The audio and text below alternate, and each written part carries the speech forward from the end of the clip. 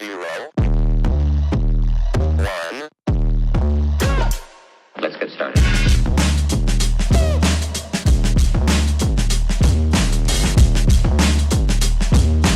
Hello everybody and welcome to another episode of the Black and White United show. I'm your host Andreas. Thank you so much for tuning in. In today's episode, we're just going to quickly touch over our match simulation against the Brisbane Lions and the Gold Coast. We're not going to go in for a full deep preview. I just want to specifically talk about some players who I'm looking forward to seeing and how the dynamic works, as I'm sure we all are. Let's get straight into it. So for me personally, there's about 7 or 8 players who I'm really looking forward to seeing in this match simulation, leading up into the Richmond game, which will probably be a lot more full on, a lot more match ready, I suppose, where I would think that this match simulation against Gold Coast and Brisbane is more just the dust off all the cobwebs. Let's just get them all out of your system, get some good touch in. It doesn't matter what the score is. None of that matters.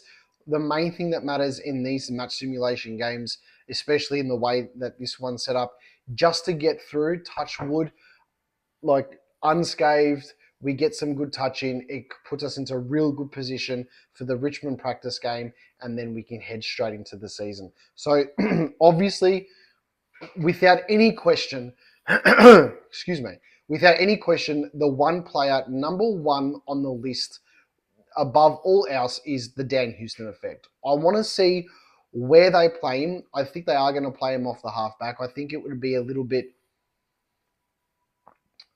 be too eager or too keen of a Collingwood supporter to say, chuck him in the midfield straight away. We're stacked there alone.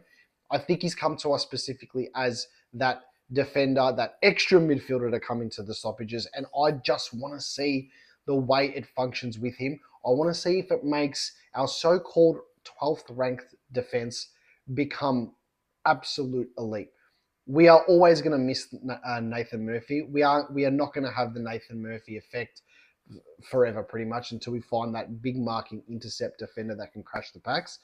Houston provides a Nick Dacos-esque type of role where he's going to just push up into the contest, get the ball, and bomb it from 50, bust through the middle, and just be that perfect start of the chain coming from defense into our forward line, where he may just take it all himself. Now, how is this going to look?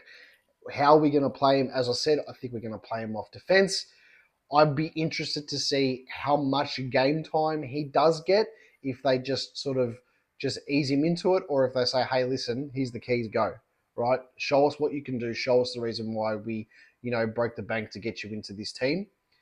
I personally think that he's going to provide us, and it's probably going to be one of these things where it shocks the players a little bit, where it's like, Jesus, this guy's on. Look how good he is. We got ourselves an absolute elite player. It's going to be interesting to see the way that teams match up against him. Are they going to focus on it too much? Are they going to worry more about their own style of play? What's it going to do? So it's one to watch, but I want to see how it all functions with him in there. I want to see what role he's got, as opposed to so much who's going to tag him. Like, are they going to try and nullify him completely out of the game? It's just match simulation, but I want to see how he goes. So the Dan Houston effect is something that I've got my eye on 100%. The next thing is we absolutely need to see Harry Di Mattia break into this side. I want to see him shock everybody and be like, right, here we go. This is the player that is going to be pushing for selection every single week. And if there is a slight injury or a player is out of form for whatever, he can go straight in there, whether it's an inside midfield role, a wing role, a halfback role, a half forward role, whatever the coaches want to do. I think it's time now. He was our first pick after the grand final, I'm pretty sure.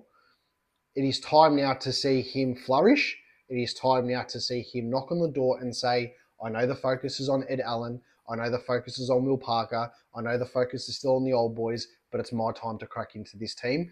And I want to see what he can bring. I want to see how he responds to proper AFL competition, not so much the VFL stuff, because it's a different level. If he can set himself up in this match simulation against these two, like, realistically good sides that are going to be up there this season, not so much Gold Coast, but I still think they're going to be extremely competitive. What he can then bring into the Richmond game to then give the coaches every single bit of trouble, and they have to justify why they haven't picked him if he doesn't get in there. So that's another one. The other ones I want to see TJ get the ball off the halfback and run. I want to see him just do what Harry O'Brien or Hariti Lumumba does. I want to see him do what Q can do. I want to see him do what Josh Dacos can do.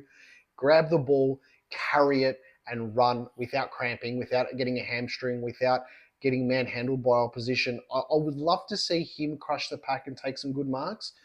I have this reserved sort of thought that he could potentially be a very similar Nathan Murphy replacement, the way, because of his height, his physique, and the way that he can intercept the ball. Very similar to like Alir from Port Adelaide. I would love to see something like that come of TJ. So he's what I'm looking forward to seeing. Is he going to get selected all the time this season? Probably not. Again, you've got to give the coaches reason why not to pick you. Make it hard for them. Finn McRae, I don't want this to be just a list clogging spot. I really want to see him push in for selection. I don't think he's going to be playing much this season, but I would like to see him trouble some midfielders or some defenders and push forward and really give that delivery into the forward line that we know that he can do. He's just going to get that opportunity. And there's a reason why the coaches don't pick him. So it's time now to put the pressure back on them. And then obviously I want to see Reef McInnes. I want to see what he can do in defense. We put all our eggs in this basket. He's most likely now going to start opening round. I think it's almost a certainty. Give us, the fans, a reason to believe that you are the number one pick at centre half back or full back or wherever, and we are going to choose you over, or the coaching staff is going to choose you over somebody like a Billy Frampton, over somebody like a Charlie Dean. Why Oleg Markov is in a rookie list position and probably won't get much of a go. It is time now for you to flourish in this position. I would love to see him just dominate and for us to be solidified in, yes, Reef McInnes, centre half back, or starting in the back line. You're going to play opening round. You're going to play round one unless something happens. So that's my first part. I'll talk about my next part in a minute. Hey everybody, thank you so much for tuning into my YouTube channel. Just a quick message out there. If you haven't already, could you please like and subscribe to my YouTube channel? It would mean the world. We're getting heaps of views. The traction's been really good. But yeah, we'd love to get the subscribers up. So if you haven't already, please hit the like button, subscribe, and you'll get your daily dose or your weekly dose of all things Collingwood for the fans, from the stands. Call it as you see it. And as always, guys, go the Pies. I was going to obviously talk about specifically Tim Membry, which I will, but I want to also talk about the forward line structure. But before I get to that, I also want to see how the Harry Perryman position takes place. I don't know if I worded that right, but I want to see where they put Harry Perryman, whether they put him on the wing, they put him in the guts as the inside the pack ball-winning midfielder, like a Tom Mitchell, to then give it out to someone like a Nick, give it out to someone like a Josh, give it out to someone like, a TJ or anyone playing on the halfback that can push in, giving it off to a Houston. I've got this image of seeing, Harry Perryman in the pack, doing what he needs to do, getting it out to Houston, Houston kicking it along into the forward line, or Perryman getting it out to Nick Dacos, just steaming past. That's what you want to see. I want to know. I'll be very interested to see where they put him. I don't think he's going to be playing on the back line. I don't think Harry Perryman is going to be playing halfback like he was at GWS. We've brought him in for the midfield role. Will he play there at some points during the season? Most likely. They may have to make adjustments here and there depending on what happens in each game situation. But this is the perfect opportunity in this match simulation to put him where you're paying $900,000 a year for, drop him in there, let him do his thing, and see what see what he can bring into this team even though it's just a match simulation, I suspect that players will be going 70, 80% to try and just, get the legs ticked over and saving, a 95% game for Richmond, but just getting everything out there, leaving it on the field, and, giving the Collingwood community a bit of more knowledge and more clarity on exactly where he is going to play starting in for opening round. The other thing that I want to see, I'm really interested to see in these match simulations how our 4-line structure goes. Now, because it only is match sim, I am expecting that they are going to be trying players in different positions, in dual roles, which we spoke about in the live last Thursday. But I would love it if we can start off with Membry, McStay, and Mychek, the Triple M, inside the forward line. Inside the forward line, and we can get an idea of how this dynamic is going to work. Membry supports these forwards so much. He will take so much pressure off the others, and I'd be really, really interested to see how these three link up. And where does that leave Mason Cox, and what role does he play in these match sims? Does he just play as second ruck? Do they give Mason Cox a fair bit of time up forward? Will you even try Mason Cox down back when you're shuffling up positions as a potential intercept marker? I'm big on this intercept marking defender. We do need it. I don't know if we've got it. I think we'll probably discover one as the season goes on to see how it is. Speaking of how, it could be Jeremy Howe that does that now. We don't know. So I'm really looking forward to seeing how that dynamic will work. So at the moment, the Black and White United show is currently sitting at about 580 something subscribers. I said to myself when I started this channel back in August last year, after pretty much the season had finished for us, leading into the finals campaign, I said to myself, I'd love to be at 500 subscribers by the time the season started. I was at 500 subscribers pretty much at the start of December. So that was amazing. And I just want to say thank you to everybody for the ones who have subscribed. We are getting more viewers who haven't subscribed than the ones that are. So if you could please like, subscribe, comment, join in the conversation, join in the fun, come to a live session on Thursday nights here on YouTube, which we are going to be doing this Thursday, obviously after the game, so we can speak a lot about the match sim.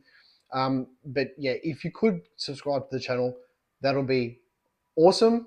And I just want to say thank you to everybody who has. So we are 18 days away from the start of the season.